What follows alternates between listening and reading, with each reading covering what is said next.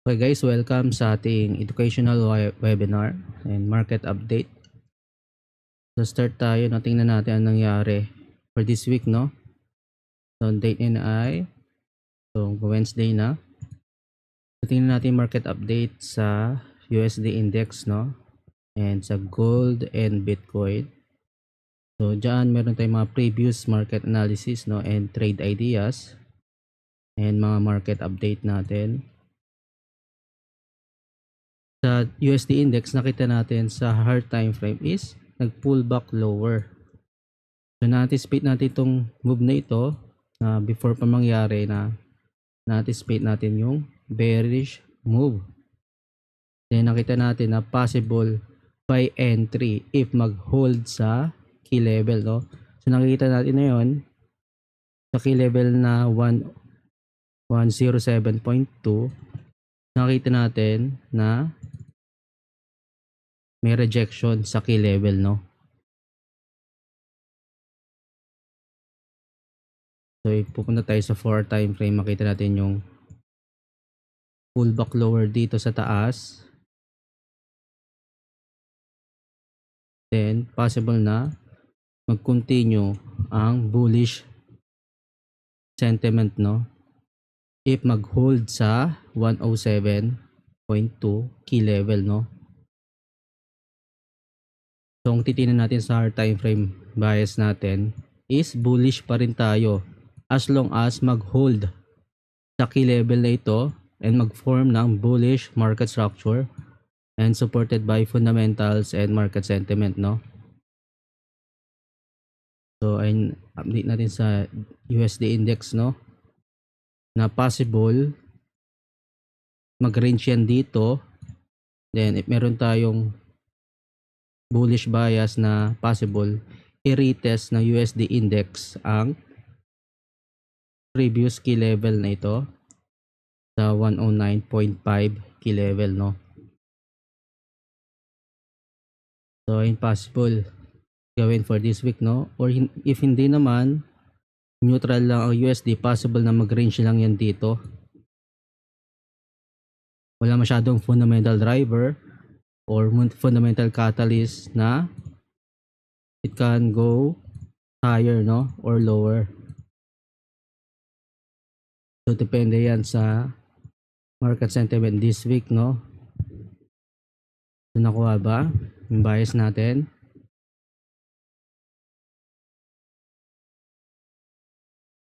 So recap natin, no? Sa USD, bearish bias tayo dahil na-anticipate natin yung bearish move na to or yung pullback move, no? Dahil yung market is hindi lang siya isang direction na pataas lang. So merong mga pullback lower yan kung saan nagkakaroon ng profit taking, no? Kung saan nag-exit yung mga buyer and nag-form ng pullback, and doon naman sa pullback, doon maganda mag-entry for continuation ng move, no? Dito tayo mag-buy ng pullback by position, and nangyari na dito sa USD index, nag-pullback na siya. Makita natin dito yung pullback dito, bullish move, pullback, na possible mangyari yan, no? As long as mag-hold sa key level na ito.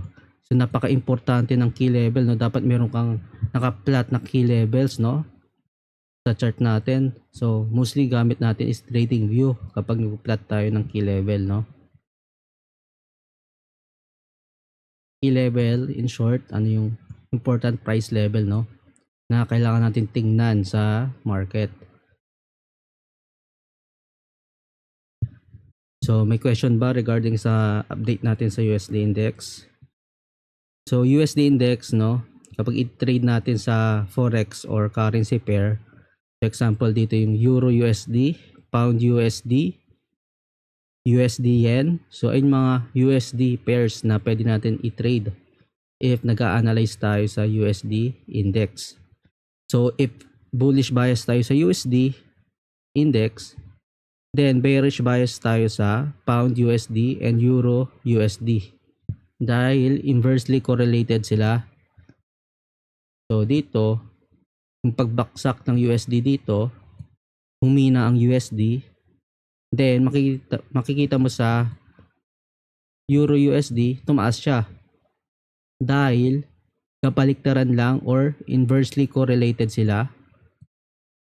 Dahil sa Euro USD, yung USD currency ay nasa quote currency.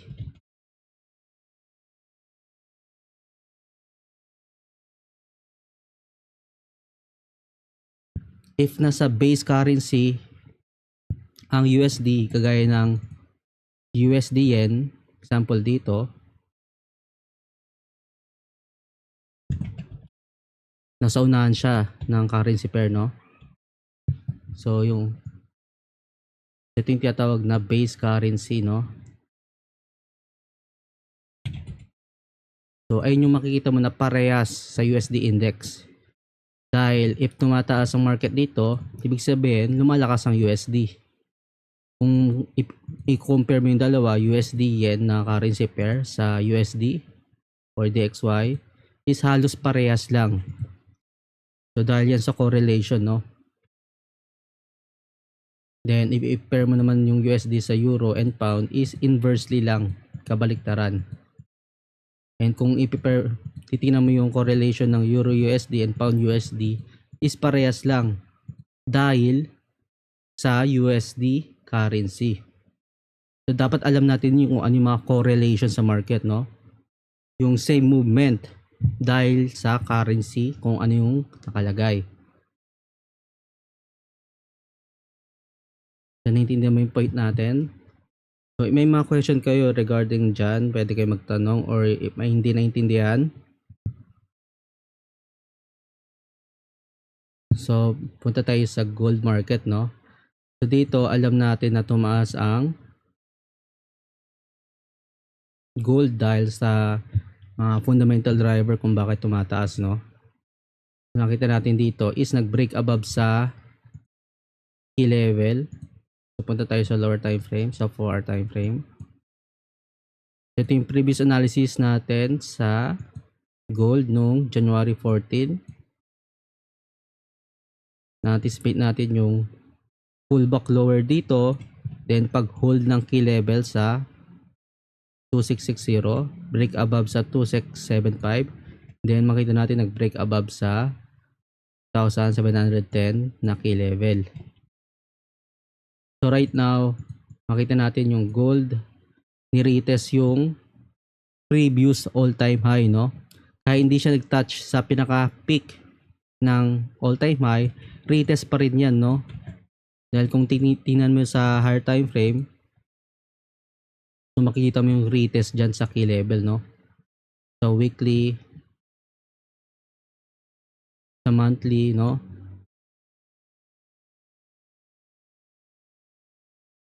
And as of now, nagkaroon ng profit taking sa gold market, no?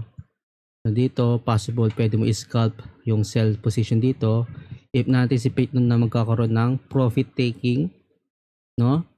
Mag-exit ng position yung mga buyers, yung mga long position, no? Kaya nagkakaroon ng pullback lower dahil sa profit taking, no? Then so ayun yung market update natin sa gold, no? Na possible sa daily mag-range yung market dyan sa price level na ito, no? Na possible na i-retest ulit yung all-time high. And then if hindi mag-break above sa key level na ito, possible na profit taking ulit and mag-range or consolidate, no? Depende sa market sentiment and fundamentals for this week. Possible rin na tumaas muna, then rejection, then i-retest lower pababa ang gold. Then i-retest yung key level na 2710, no? So yung preference kung mangyari is i-retest yung all-time high sa 2790, retest, rejection, and pullback lower.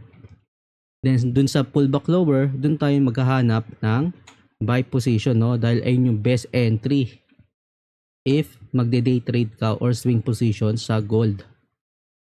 So dito sa 2710 key level yung pinaka best entry, no? Hintay mo magkaroon ng rejection sa key level, bullish momentum, no? Or paghina ng mga seller based sa price action and market structure, then dapat naka-align sa fundamentals and market sentiment, no? If malakas ang USD, then wala masyadong fundamental catalyst for gold higher, wala masyadong geopolitical tension or concern sa global market, possible na i-break below yan sa 2710 and i-retest tong 2675 key level, no? If mag-break below dito.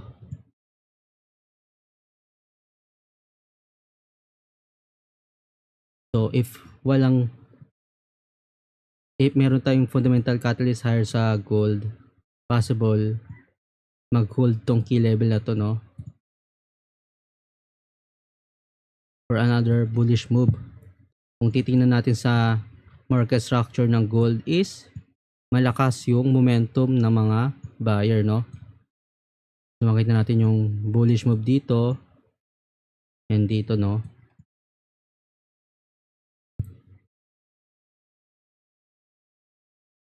So yung best entry sa key level, no? So dapat naka-flat yung mga key level natin. So any question regarding sa gold? So may question si Tin.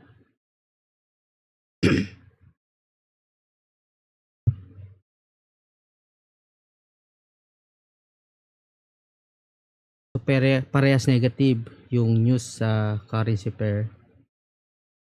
So parehas bearish yung data report, no? Or any economic news. So nakadepende na yan sa market sentiment, no? Kung alin mas yung malaki impact na negative news. So nakadepende yan kung ano yung mas malaking impact. Kung anong data, key data ba yan. So if may nakita ka na parehas negative news, mas maganda na i-pair mo na lang sa ibang currency na malakas, no? Huwag mo i-pair yung dalawang currency na mahina. If mahina yung dalawang currency, magre-range lang yung market.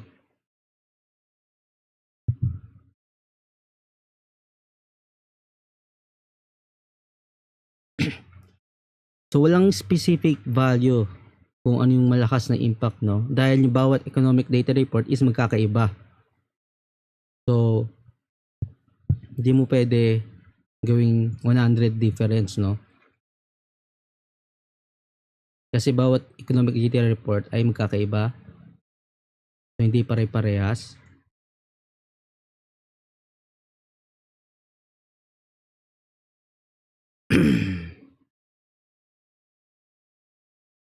Okay? So ano pa question nyo, guys? So yung gold market update natin, no? Na possible. So recap natin na possible mag-range lang yan dito sa key level. So if meron tayong fundamental catalyst for gold higher, makita natin na possible na pullback lower, best entry, no? And i-retest ulit yung all-time high. Then if meron naman tayong USD bullish sentiment na possible, makita natin na i-retest mo na yung all-time high, rejection and profit taking sa key level, no? Pwede yan mangyari. Then i-retest yung key level sa baba, no? So pwede naman na hindi na i-retest yung previous all-time high dahil nag-retest na siya dito.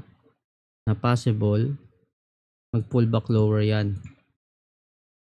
Then depende sa key level kung mag-hold ito and depende rin sa market sentiment, no?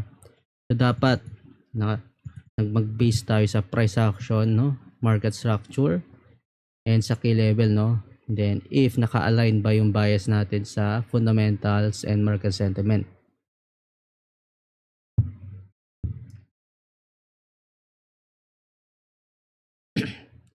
Sa Bitcoin naman, makita natin dito is sabi nga natin nung previous market update and coaching session na possible na mag-range yung price ng Bitcoin sa key level na ito, no?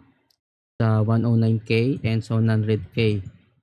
So makita natin bumaksak dito, na-anticipate natin pullback lower based sa market sentiment and fundamentals last week. Then nakita rin natin na nag-hold sa key level. And anticipate natin yung range sa Bitcoin, no? Then rin naman, nag-drop na yung Bitcoin, nag-pull back lower, then nag-hold sa key level. So makita natin kung gaano ka-accurate yung pag-plot natin ng key levels dito. Historical key level, no? So pwede nyo yan panoorin kung paano mag-plot sa coaching session, yung previous, and sa fundamental course, no? So makita natin dito sa higher time frame yung pag-rejection na nag-pull back lower. Then nakita natin nagkaroon ng bullish momentum na nire-reject yung 100k key level, no? May mga buyers pa rin sa Bitcoin. And right now, makita natin nagka-range na lang siya dito. So, if mag-buy positions ka sa Bitcoin, mas maganda if nasa key level, no? If mag-day trade ka or swing position. So makita natin if mag-pullback ulit yan, wait ka ng reaction sa key level, no?